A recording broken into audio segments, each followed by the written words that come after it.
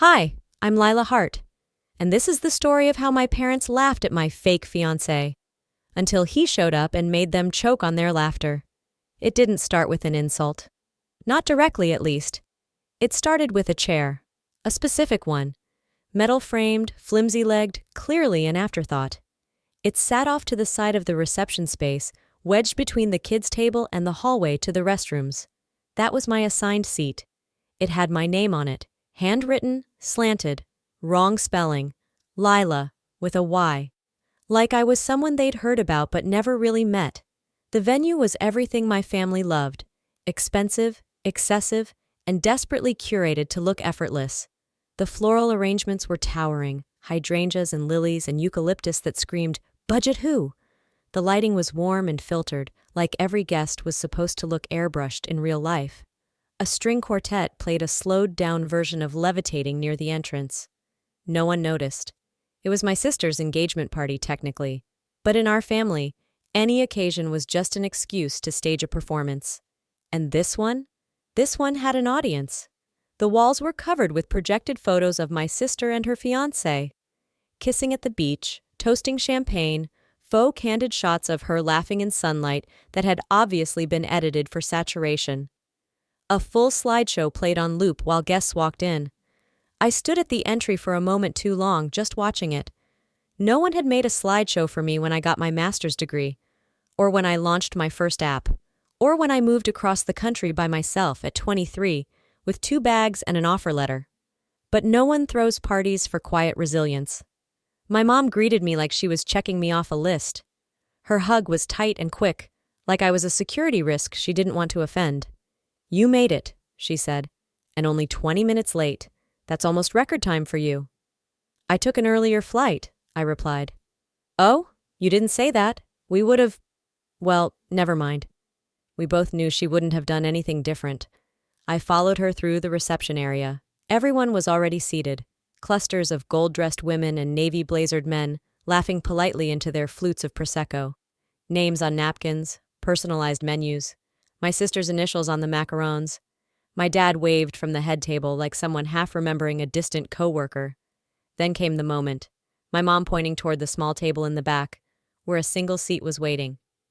"We weren't sure if you were bringing anyone," she said, "so we left it open." I blinked. "Left what open? It's a single chair." She smiled with her teeth. "Exactly." I sat down, slowly, adjusted my skirt, pretended the linen wasn't slightly damp. To my left was a 4-year-old named Ezra, who was already elbow-deep in frosting. To my right was an elderly man with no teeth and no connection to me, except that he once went to high school with my dad. I wasn't seated near my sister. I wasn't seated near my cousins. I wasn't even seated near the cake. They hadn't saved me a space at the table. They'd given me a place to disappear. 10 minutes later, my sister made her entrance. Full-on white silk, even though it was just an engagement. Hair curled, shoes glittering, diamond ring like a signal flare. Everyone stood, applauded, cooed. I stayed seated, not to be petty, just because no one remembered I was there. "Still single?" That was my aunt, leaning in with a smile sharp enough to cut fabric. I sipped my water. "No." "Oh?" Her eyebrows lifted like flags. "Do tell." I paused, letting her curiosity simmer. "He'll be here soon." Her mouth twisted, not quite a smile. "Of course he will." Across the table, my cousin nudged her husband and whispered something behind her napkin. I didn't need to hear it. I knew the look, the smirk, the way they always said boyfriend like it came with air quotes, because I'd never introduced anyone, never brought a +1, never given them the satisfaction of seeing me vulnerable, and that made them wildly uncomfortable. My sister appeared like a perfectly timed ghost. She crouched beside me, hair perfect, teeth gleaming. "So," she said, "any chance we'll be meeting Mr. Mysterious tonight?" I didn't look at her. "Maybe. Or is he just stuck in traffic or invisible?" Her laugh was low, but others heard it. A ripple of amusement followed. I turned toward her then. "No, he's just real enough to not need validation from this circus." That took the smile off her face for half a beat. Then she patted my knee like she was in charge. "Well, I hope he shows, because if not, it's gonna look like you made him up." I smiled back. And that would fit your narrative, wouldn't it? Her expression flickered, irritation, control, confusion, then reset into a grin. She walked away, sipping her rosé. I pulled out my phone, checked the time. One unread message. 5 minutes out. Want me to make an entrance? I typed, use the front. And yeah, let them choke on it. My fingers shook slightly, not from fear, from adrenaline. Because this wasn't just about showing them I had a man. This was about the years they made me feel like I wasn't worth being loved. A pause in the music. A whisper near the entrance. I turned. Slowly. And there he was. Slate gray suit, no tie, clean cut, sure-footed, taller than I remembered. He scanned the room like he'd already mapped the terrain. His gaze landed on mine and didn't flinch. Then he walked, straight, calm, deliberate, toward my table. The air changed. That's not drama, that's physics. Conversations paused. My mother turned mid-sentence. My sister's fiancé set down his champagne. My dad stood. The man reached me and smiled. A real one, soft at the edges. Sorry I'm late. I stood slowly. You're right on time. He didn't raise his voice. He didn't make a grand gesture. He simply pulled out the flimsy metal chair next to mine, the one my mother had designated for my non-existent +1, and sat down like he belonged. And suddenly, the room didn't know where to look. I felt it before I saw it. The ripple, like a shift in air pressure. The hush of conversations dipping just low enough to mask the panic of being wrong. Then he turned, extended a hand toward my father, who, to his credit, stood to take it, though his eyes narrowed as if scanning for wires. Hi, I'm Nathan. Nathan. Even the name landed like a challenge. Steady, solid, real. My dad nodded. Rick. A beat. Lila's father. I figured. Nathan smiled. Not smug, not performative, just grounded. She talks about you? I flinched slightly, but no one caught it. My mom appeared beside us, her smile frozen somewhere between hostess and hostage. Oh, we didn't realize Lila was bringing anyone? Nathan finished, still smiling. Yeah, I got that sense. He leaned back in his chair, arm lightly brushing mine. A casual gesture, but one that grounded me in place. Sorry I was late, he added. The car service dropped me at the wrong gate. The wrong? My mother blinked. You flew in? Nathan nodded. Red eye from Boston. I was at a medical conference all week. Aunt Jan's fork dropped to her plate 2 tables over. Nobody moved to pick it up. Medicine? My father asked, suddenly more alert. You're a doctor? Not that kind, Nathan said. I'm in medical tech, surgical robotics. We just signed a pilot contract with Mayo Clinic. Silence. Then, and I'll never forget this, my sister's fiancé actually choked on his champagne. I didn't look at her yet. I didn't have to. The tension next to the dessert table was loud enough. I watched my mother try to recalibrate.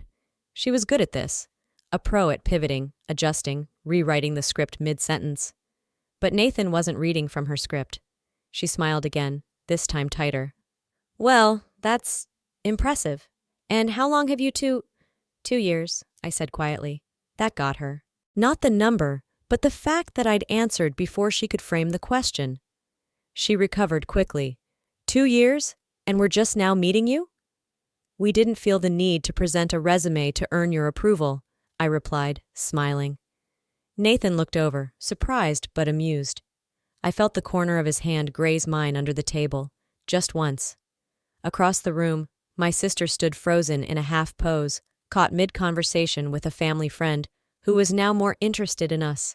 I saw it in her eyes, the flicker of something primal, control slipping. Excuse me, she said finally, approaching. Her smile was all teeth. Nathan, is it? I'm Claire, Lila's older sister. She said older like it was a title she needed to reassert.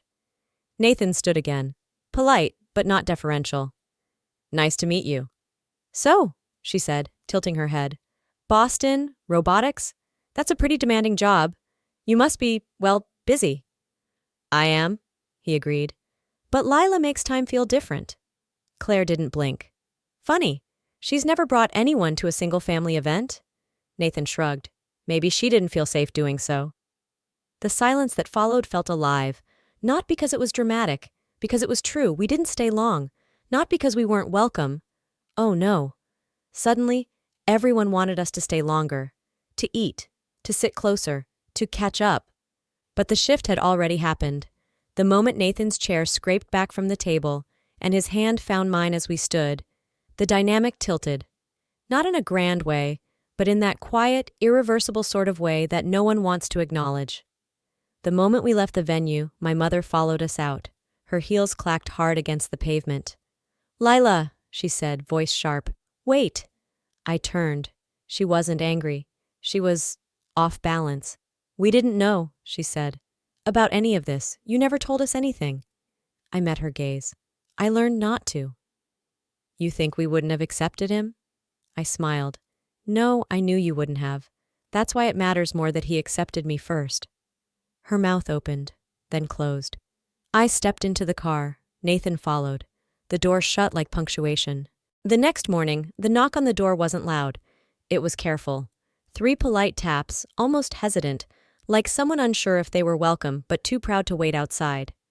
Nathan was still asleep.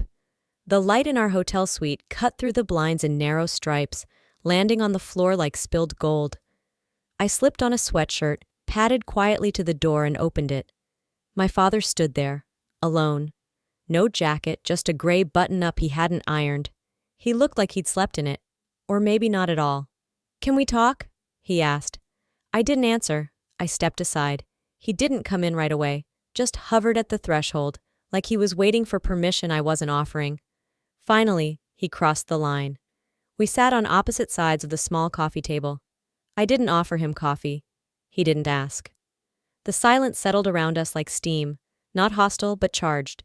He pulled a thick envelope from his pocket, yellow manila, folded twice, creased at the corners like it had been clutched too tightly. "I want you to read this," he said, setting it down. "What is it?" I didn't reach for it. He leaned back. His voice was low, firm, like he was pitching a merger, not speaking to his daughter. "It's an idea, a proposal, something that could rebalance things." That word, rebalance, like I was a math error, a misaligned equation in their curated life. "I'm not a debt to settle, Dad." His eyes flickered. "That's not what I meant." "It's what you said." I picked up the envelope but didn't open it. He took a breath. "You came in yesterday with a man no one's ever met, someone successful, grounded, real." I raised an eyebrow. "That's the part that matters to you?" He ignored that. "You said you've been together for 2 years." "Yes." "So why now? Why reveal him now?" I met his eyes. "Because I didn't want your approval. I just wanted you to know you never broke me." That landed. I saw it. The small twitch at his jaw, the flash of recognition. Then, in a tone that didn't match the weight of the moment, he said, "Your mother's worried." "Is that why you're here?" He didn't answer. Instead, he nodded toward the envelope. "Just read it, and don't say no until you do." Then he stood, smoothed down his shirt like that could fix the crease between us, and walked out. I waited until I heard the elevator ding before I opened the envelope. Inside, a typed letter and a contract draft. I read the first line twice, not because I didn't understand it, but because I didn't expect the audacity. "We'd like to propose a joint investment. The family home, renovated into a multi-unit property. You and Claire would split the equity. Claire and her fiancé will live in the main unit. You'd maintain ownership and receive passive income from renting out the other 2. It's a chance to rebuild together." Rebuild, not reconcile, not apologize. Rebuild, like I was a missing brick they suddenly needed to keep the house from collapsing. And then the real kicker. "We believe this will help mend the distance between you and your sister. She agrees to the terms." Of course she does. She always agrees to deals where she gets the main house. Nathan stirred behind me. I handed him the letter. He read it. Twice. Then he set it down and said, "They're not trying to heal anything. They're trying to monetize the moment you finally got leverage." I nodded. "And trying to tie me back to the very place I spent years escaping from." He didn't speak for a moment. Then quietly, "What do you want to do?" And I knew, in that moment, I didn't want revenge. I wanted clarity. So I picked up my phone and sent one message. Not to my parents, not to my sister. To my lawyer. Need time to talk about property transfers. and what happens when people offer deals under false pretenses. I drove out alone, back to the neighborhood I grew up in, the same block I used to ride my bike on, trying to go fast enough that it felt like flying, past the park where I'd sat out of family picnics just to get a moment of silence, past the elementary school where they forgot to pick me up. Twice. I parked in front of the house. The siding was fading. The hedges were overgrown. The porch still tilted slightly left. It always had. But this time, I didn't look at it like a home. I looked at it like a transaction, and I finally understood why I never felt like I belonged here. Because I wasn't a daughter to them. I was an asset. Until I started thinking for myself. That was the real betrayal. Not that I brought a man they didn't know. Not that I had a life they hadn't shaped. But that I'd done it without needing their permission. I didn't say yes to their offer. I didn't say no either. What I did instead was simple. I waited. Because the thing about people like my family, people who survive off the illusion of control, is that they panic when silence stretches too long. They mistake it for surrender, and that's when they start showing their real hand. 2 days after the proposal from my father, a package showed up at the hotel. Not flowers, not an apology. A thin envelope, hand-delivered with no return name, but a firm, weighty card inside that said, Charlotte Whitmore, Linden and Rowe. I hadn't spoken to my Aunt Charlotte in 6 years. She and my mother had a falling out so complete it didn't just sever ties.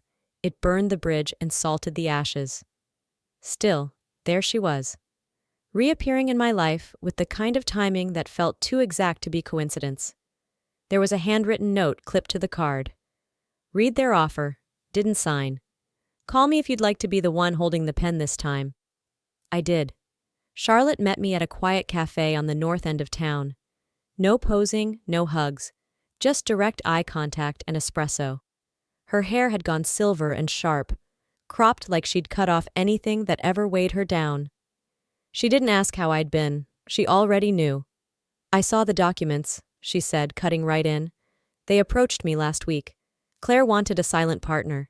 Your name came up only once, buried deep in the final page. I thought I'd give you a chance to unbury it. You didn't say no to them? I asked. I didn't say anything, she replied. Silence has its uses. She slid a folder across the table. I opened it. It wasn't another pitch. It was a counter. Her counter. She wanted in, but only through me. A deal that would reassign the house's equity into my name first, then allow her a 30% silent investment to buy out the remaining family share. All on the condition that I, and only I, had controlling interest. Claire wouldn't just be out of the spotlight. She'd be out of the structure. You're not doing this for me, I said. No, she said. I'm doing it because I know what it feels like to be erased by your own blood. She paused, then looked me dead on. And because people like your sister only understand loss when it costs them something that should have never been theirs to begin with. I signed, not to get even, but because it was the first time in my life that I held the pen without asking who else might approve. A week later, I returned to the house, the home where I'd been raised to speak softly and apologize before I'd even finished a sentence. It didn't feel like home now. It felt like a showroom. Renovated walls, staged furniture, fresh paint that smelled like denial. My mother greeted me with practiced warmth, her tone laced in champagne and pretense. We're so happy you're here. The photographer just needs a few group shots and a little video. You'll say something, of course? I brought my own words, I said. She handed me the speech she and Claire had written anyway. Just read this if the press asks anything. It's easier.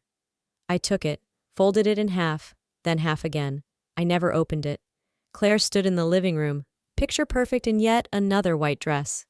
She looked like she was born in soft lighting, all angles and controlled breath. She didn't say much, just watched me carefully, like I might knock over her empire with one wrong word. The photographer began calling us into position. My father adjusted his blazer. My mother smoothed my sister's hair. And me? I stood next to the fireplace where they used to send me when guests came over. Lila, stay out of the way, not today. The first photo snapped, and then I spoke. Before we continue, I said, there's something we need to address. Every face in the room tightened. I've reviewed the documents, the ones we all signed. Claire's voice sliced in brittle. Lila, this isn't the time. It is, I said, because this entire photo shoot is meant to sell the idea of unity. But unity built on deception is just decoration. The lawyer in the corner looked up, startled. I'd like to invoke Clause 4C of the investment agreement, I continued. Third-party negotiations, undisclosed to co-signers, void the shared equity terms. My father stiffened. What are you talking about? I turned to Claire. You met with Aunt Charlotte. You asked her to invest behind my back. Claire's voice cracked. She's lying. That deal never— She didn't sign with you, I said. She signed with me. I pulled the contract from my bag and laid it on the table, next to their fake speeches and monogrammed pens. She owns 30%. I own the other 70%. Effective today, you own nothing. My mother stepped forward. You don't understand what this will do to our family. I looked at her. Maybe it's time you feel what it's like to be left out of the picture. We walked out with nothing but my folder. No screaming, no slamming doors, just a quiet clarity that sometimes the cleanest cut is the one no one expects you to make. There was no angry call that night, no screaming voicemail, no how could you text or dramatic family group message exodus. Instead, there was stillness, that kind of heavy quiet that doesn't mean peace, just the pause between waves. Nathan and I flew back to Seattle the next day. No fanfare, no goodbye brunch. I didn't tell anyone we were leaving. I just closed the hotel door behind me, placed my keycard on the counter, and walked away with nothing but my bag and the lingering ache of something I couldn't name. It wasn't guilt. It was something colder, something lonelier. Not regret, but the recognition that burning a bridge still leaves you stranded on the other side. 3 days passed. Then the emails started. Not from Claire, not from my parents, but from their friends, the ones who had been at the party, who smiled for photos, who now messaged me things like, "Didn't know you had that in you. Bold move. I'm not picking sides, but wow. Your sister's been a wreck. She's been saying the house was never really yours anyway." That last one sat in my chest like lead. I didn't respond to any of them, because I didn't burn that house down to start a fire. I did it to put one out. Nathan found me one morning, standing barefoot in the kitchen, just staring out the window. "You okay?" he asked, setting his coffee down. "I don't feel anything," I said. "That's not true." I turned to him. He stepped closer. "You feel everything, Lila. That's the problem. You've been holding it all for so long, you don't even know what's yours and what's theirs anymore." My throat tightened. "I thought I'd feel free," I whispered. "Or victorious, or something." He didn't try to fix it. He just said, "You don't have to earn peace like it's a reward. Sometimes you just have to stop bleeding into people who never learned how to hold you." That afternoon I did something I hadn't done in years. I drove to the coast, alone. The kind of drive you make when you don't need a destination, just distance. I stopped in a small town I didn't know the name of. Ordered a coffee from a place that didn't ask for my name. Sat by the window and let the quiet hum of strangers become a kind of music. There was a couple beside me, 2 women in their 60s, sipping tea and arguing over crossword clues. One of them laughed so hard she snorted. The other shushed her with a grin like they'd been doing this for 30 years. I couldn't stop watching them, not because I envied them, but because I finally understood something. Safety isn't in being accepted. It's in not needing to be anymore. I didn't want to be loved by people who only knew how to perform affection when it came with a spotlight. I wanted the kind of love that could sit across from me in a coffee shop and argue about the spelling of chiaroscuro. I wanted softness that wasn't conditional. So I pulled out my phone and opened a blank note. At the top, I wrote, "What I'm no longer available for." And below that, I started typing, not resolutions, not revenge, standards. For myself, for the people I let in, for the family I'd now choose, piece by quiet piece.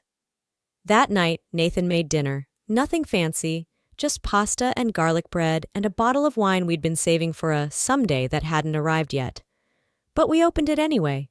And after we ate, we sat on the floor, plates on our laps, shoes kicked off, music playing low. And I asked him something I hadn't dared before. If I hadn't done any of this, If I'd just let them keep writing the story they wanted, would you have still stayed? He didn't answer right away. Then, I wouldn't have watched you disappear. I nodded, letting that settle. And for the first time in weeks, maybe months, I felt something real. Not victory, not vindication, just solid ground. I didn't expect the letter. It arrived by mail. Real mail. 2 weeks after I returned from the coast. Cream envelope. No return address. My name handwritten in the same precise cursive my mother used to sign permission slips when I was a child. Inside, a folded card. No decoration. Just a single sentence. We'd like to talk, just the three of us. No apology, no acknowledgement of what they'd done. Just an invitation dressed as olive branch. I didn't respond right away. I left it on the counter, beside a stack of bills and a candle that had burned halfway down. It sat there for 3 days. Nathan didn't ask. He never did unless I was ready. On the 4th night, I told him. They want to meet. He paused, setting down his book. Do you want to? I thought about it. About the silence since the confrontation. About the photos they'd never posted. About the house they no longer owned. I don't know, I admitted. Then ask yourself this, he said. If you go, is it because you still need something from them? Or because you finally realized you don't? That question stayed with me for hours. I met them at a quiet diner halfway between their suburb and my city. It wasn't a place with sentiment, no family dinners or memories attached, just a neutral beige space with vinyl booths and a server who didn't ask questions. They were already seated when I arrived. My father wore a sports jacket he hadn't buttoned. My mother sipped her water through a straw, eyes locked on the door like she was afraid I wouldn't come. I didn't hug them. I slid into the booth across from them, folded my hands, and waited. My mother spoke first. We didn't handle things well. That's accurate, I said. My father cleared his throat. What happened? It escalated faster than we expected. I looked at him. You expected me to fold. He didn't answer. We were trying to bring you back into the family, my mother said. Not exclude you. I almost laughed. You drew up legal contracts to include me. That was, she started, then stopped. You've always been different, Lila. You hold on to things. I tilted my head. I hold on to things, or I remember the things everyone else gets to forget. Silence. My father leaned forward. Claire regrets what happened, deeply. She's had a hard time. I'm not here to manage her feelings, I said. Another pause. Then my mother softened her voice, like she used to when I had fevers. We're not asking you to come back. We just don't want to lose you completely. And there it was, the real ask, not reconciliation, just access. They didn't miss me. They missed the version of me who stayed quiet, the one who carried everyone else's weight and never made them look bad for it. I'm not angry anymore, I said slowly. But I'm not interested in rewriting the past, so you feel better about it. My mother's eyes welled, not with guilt, but the grief of losing control. We're still your parents, I nodded. You are, and I hope someday you become people I can trust again. Then I stood up. I didn't finish my coffee. I didn't offer hugs, and as I walked away, I realized something I hadn't before. Closure isn't an ending, it's a boundary. And I'd finally built one that didn't leave room for negotiation. 6 months later, the house was finally sold. Not flipped, not salvaged, sold. Charlotte handled the paperwork. I didn't even have to step inside again. The new owners were a young couple from Chicago, moving west to start over. They wanted a fresh beginning. I gave it to them. No warnings, no attachments. Just a clean transfer of keys and the quiet knowledge that some doors deserve to close without ceremony. I didn't tell my family. They found out the same way everyone else did, through public records. Claire texted me the day after the deed was finalized. Just 3 words. You really did it. I didn't reply, because I didn't owe her an answer, because closure isn't a conversation, it's an exit.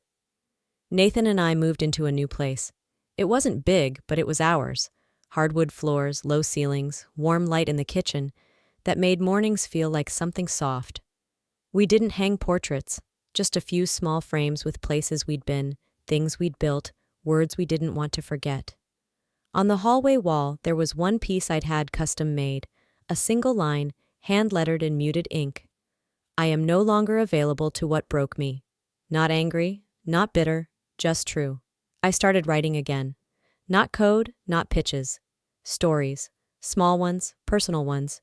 Fragments of memory that used to sit inside me like glass, but when written, became mirrors instead. I sent one to a literary site. It went viral within a week. The comments weren't praise. They were confessions. From people who had sat at family tables and felt invisible. From daughters who were never chosen. From sons who only existed when they succeeded. From people who left and never told anyone how hard it was to stop waiting for an apology that wouldn't come. I didn't respond to most of them, but I read every word. And for the first time I felt seen. Not because someone gave me permission, because I wrote myself visible. My mother called on Christmas. I didn't pick up, but I saved the voicemail. Not because it meant anything. It didn't. It was just her voice, soft and strange, saying she hoped I was warm and safe. She didn't say, I love you. She didn't say, I'm sorry. And that was okay, because I no longer needed her to get it right in order for me to live right. One night in January, Nathan and I sat on the floor eating takeout. He looked at me over his chopsticks and said, You know what I like most about this version of you? I smiled. Which one? The one who's not fighting anymore. I nodded. She's quieter, but she doesn't disappear. He clinked his glass against mine. To soft strength. And I clinked back. To rebuilding not from pieces, but from the space where the wreckage used to be. Sometimes walking away isn't giving up. It's growing up. I used to think I needed their validation to feel whole, but I was just handing them the blueprint to rebuild the cage they put me in. Now I know. Peace doesn't come from being accepted. It comes from accepting yourself, fully and without conditions. If this story struck something in you, maybe it's time to ask, what are you still holding on to that no longer deserves a seat at your table? Have you ever walked away from something or someone, not because you were angry, but because you were finally ready to stop proving your worth? If this video moved you, inspired you, or made you reflect, I'd love to hear from you. Tell me where you're watching from, or share your thoughts in the comments. And if you didn't like it, I'm listening too. Let me know what didn't work and where you found this video. If this story touched your heart, don't forget to subscribe to the channel for more true, powerful stories just like this one.